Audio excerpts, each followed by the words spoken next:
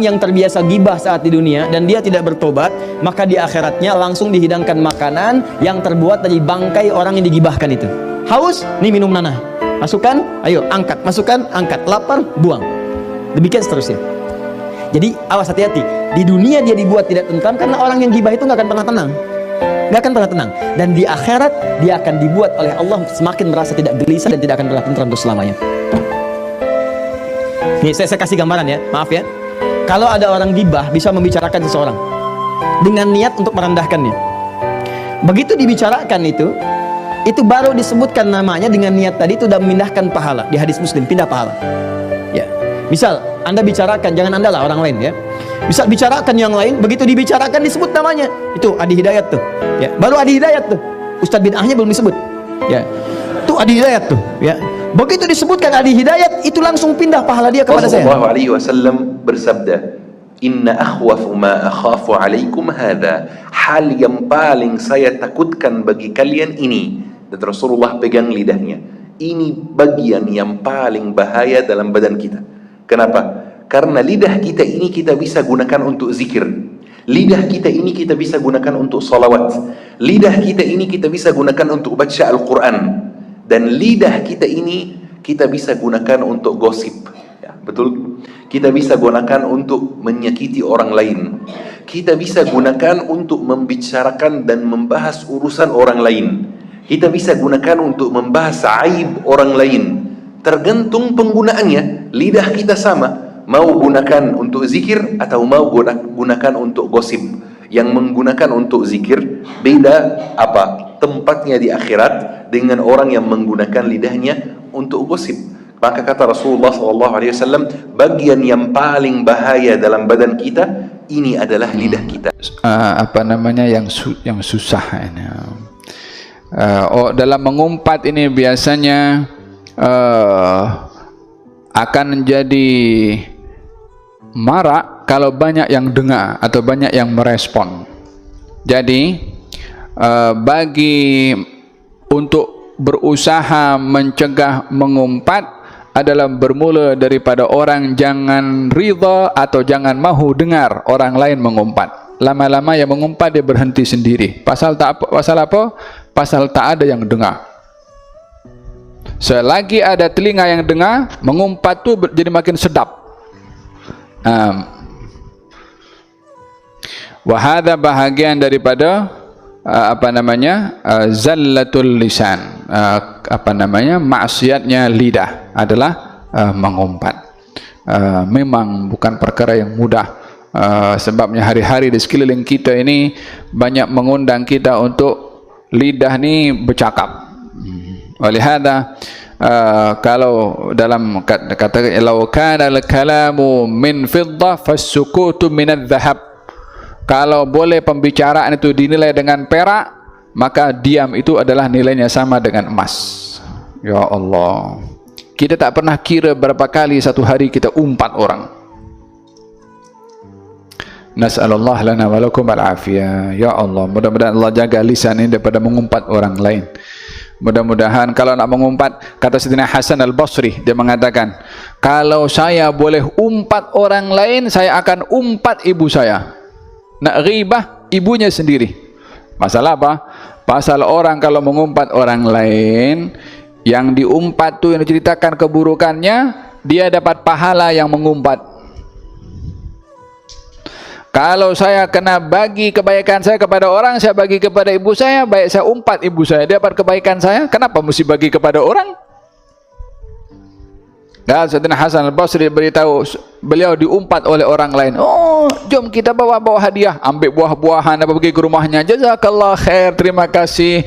Terima kasih pasal apa? Kamu umpat saya, jadi kamu berikan kepada saya kebaikan kamu. Saya tak boleh balas kecuali buah-buahan ini yang boleh saya bagi kepada kamu. Tak boleh dibagi kebaikannya kepada dia.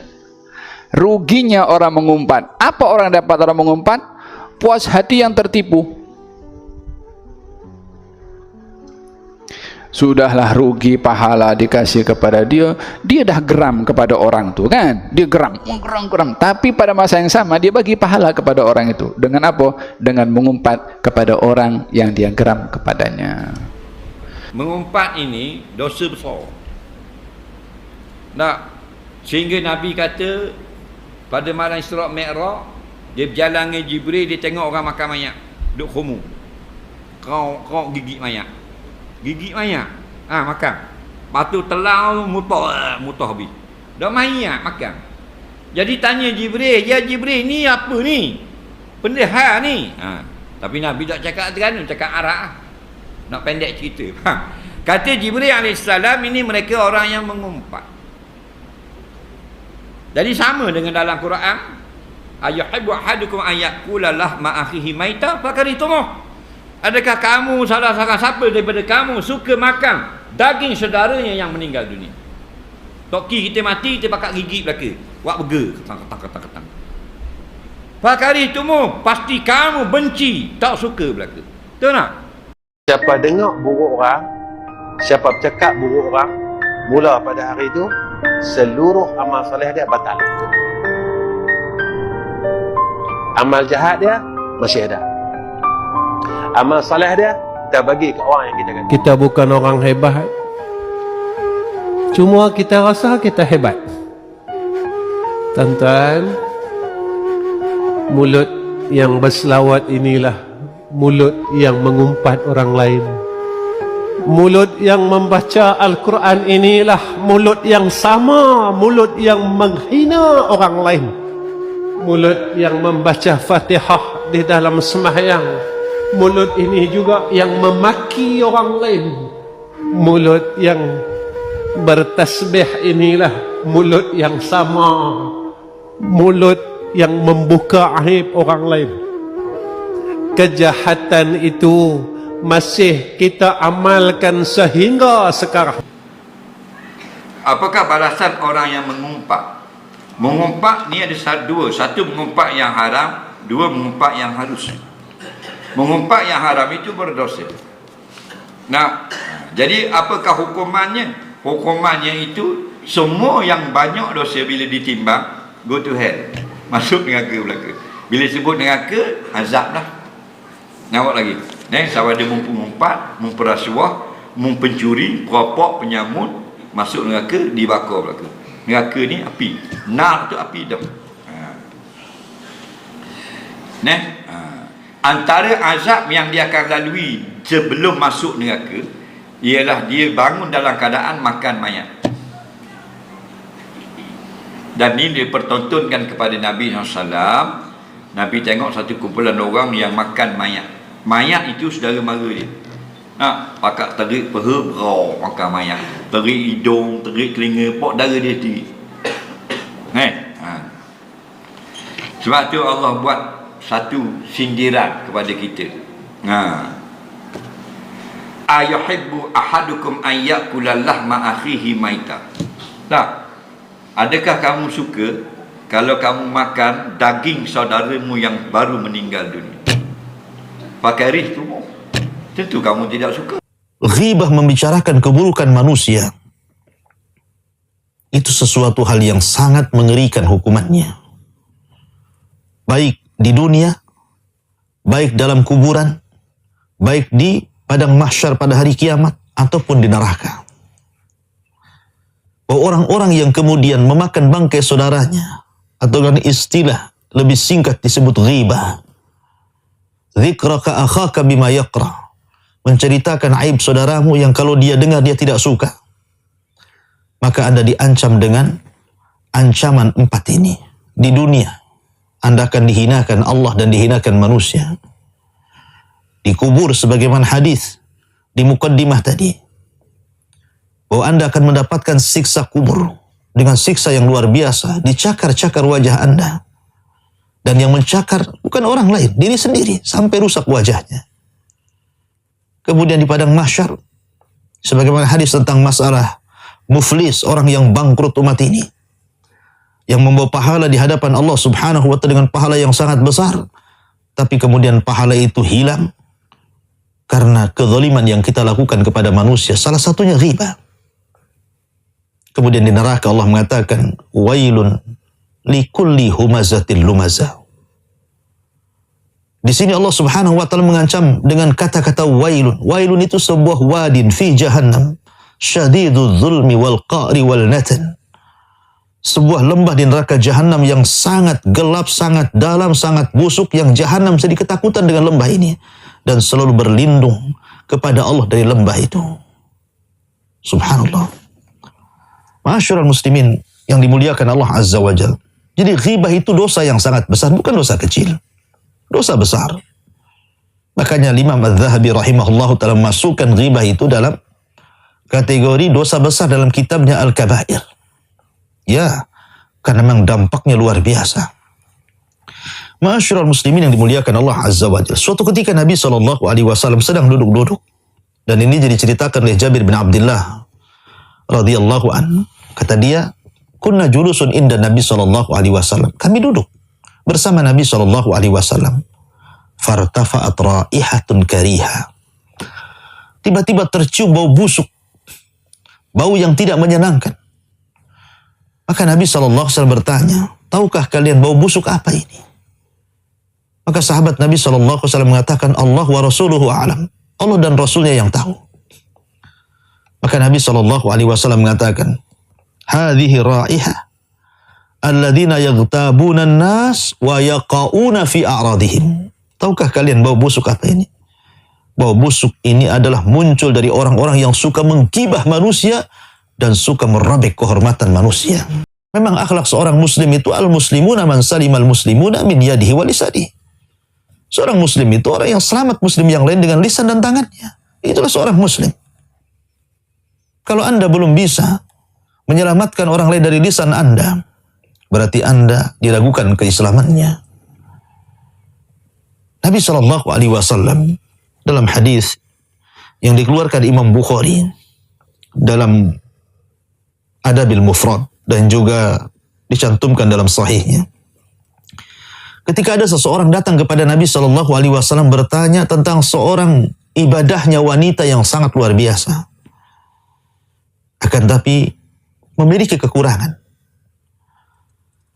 Sahabat ini mengatakan, ya Rasulullah, inna fulanatan taqumul layla wa tasumun nahar wa tasaddaqat bi fuduli amwaliha wa taf'al wa taf'al.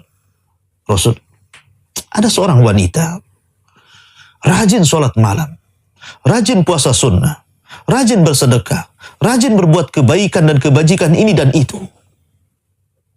Luar biasa. Siapa di antara kita yang rajin sholat malam? Saya tanya. Siapa di antara kita yang rajin puasa sunnah, rajin bersedekah, rajin berbuat kebajikan? Wanita ini, subhanallah, tidak pernah meninggalkan qiyamul lail, tidak pernah meninggalkan siyamun nahar, suka bersedekah, suka berbuat baik. Tapi kekurangannya satu. Walakin tu'dhi jiranah bilisaniha. Tapi wanita ini Rasul suka menyakiti dengan lisannya, tetangganya. Tetangganya tidak pernah merasa aman dengan lisannya. Lisannya sangat tajam, setajam silet. Ya. Apa kata Nabi SAW? La khaira fiha, hiya min ahlin nar. Wanita itu tidak memiliki timbangan kebaikan. Bahkan wanita itu layak untuk masuk ke dalam neraka. La haula wa la quwata illa billah.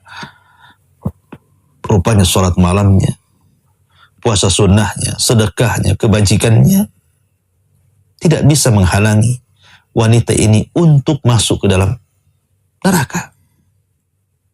Tapi lihat bagaimana pertanyaan berikutnya. Sahabat ini bertanya kepada Nabi SAW, ya Rasulullah, inna fulanatan la tusalli ila al-maktubah, wa la tasumu illa Ramadan, wa la tatasaddaqat.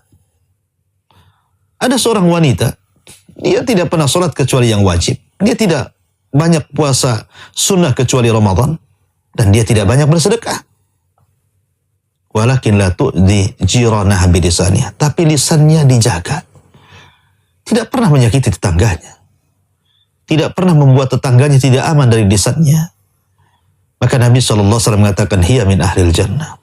Wanita itu termasuk penduduk surga. Subhanallah. Lisan bisa menjadikan orang masuk surga, juga bisa menjadikan penyebab Anda masuk neraka.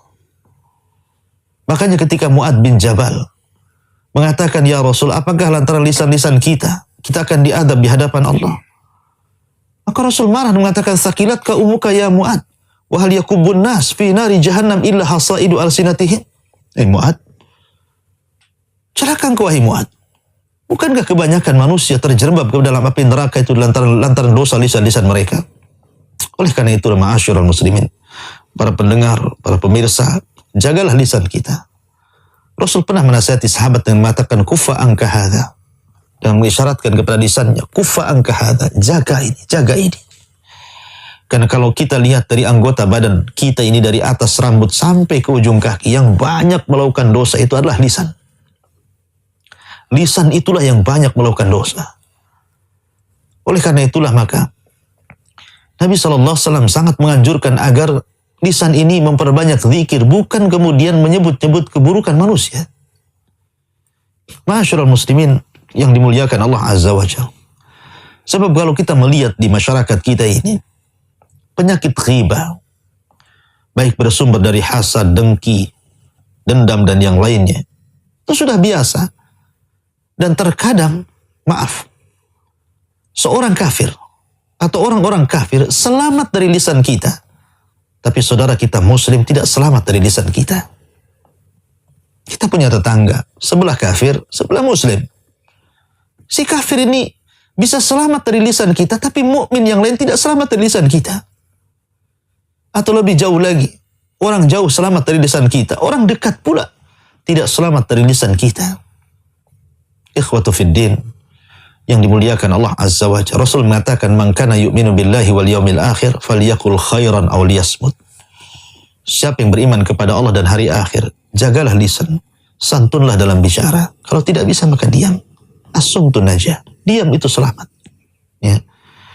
Ma'asyiral muslimin yang dimuliakan Allah Azza wa Jalla, betapa banyak orang-orang korban ghibah itu Anda hancurkan ketika Anda menggibahi orang itu. Akhirnya manusia pun mendengarkan kata-kata Anda. Akhirnya orang yang Anda ghibahi merasa kecil hati, merasa dibuli, merasa difitnah, merasa dizalimi. Akhirnya dia, berapa banyak orang-orang yang akhirnya pindah rumah, menjual rumahnya, sakit hati, dendam, sakit sampai meninggal. La haula wa la quwata illa billah. Ma'asyiral muslimin yang dimuliakan Allah Subhanahu wa taala. Oleh karena itulah maka Nabi SAW senantiasa mewanti-wanti kita, mewanti-wanti umatnya, agar senantiasa menjaga lisan-lisannya.